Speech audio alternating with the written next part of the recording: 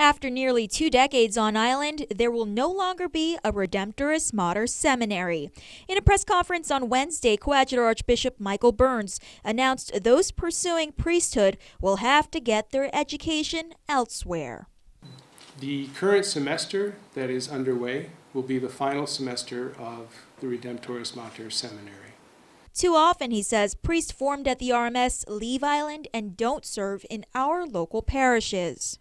My main reason for closing the seminary is that it's just not a sustainable model for the Archdiocese of Ganya. His announcement means up to 20 seminarians will have to transfer.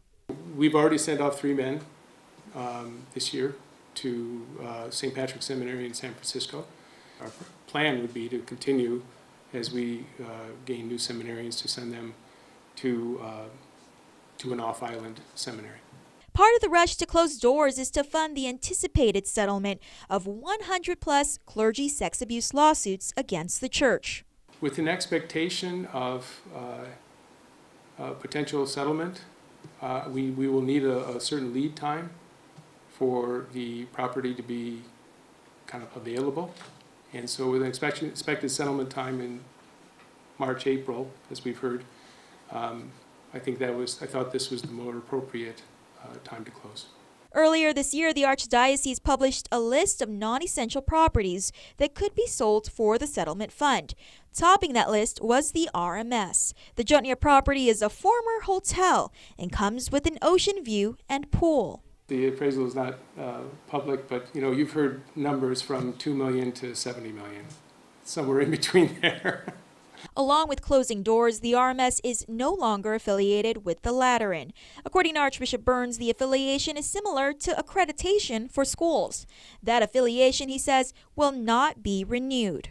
The affiliation meant that the degrees were granted here, but in the name of the Lateran University. Though he couldn't confirm savings, if any, he did confirm that sending seminarians stateside for their education cost up to $120,000. That's 6 years of schooling at $20,000 per year. This has been a very difficult decision, but I think it's the right one for moving ahead here in the Archdiocese of Ganya. My hope is that we would be very clearly one church, which we are one church, and that some of the strife within the church would subside.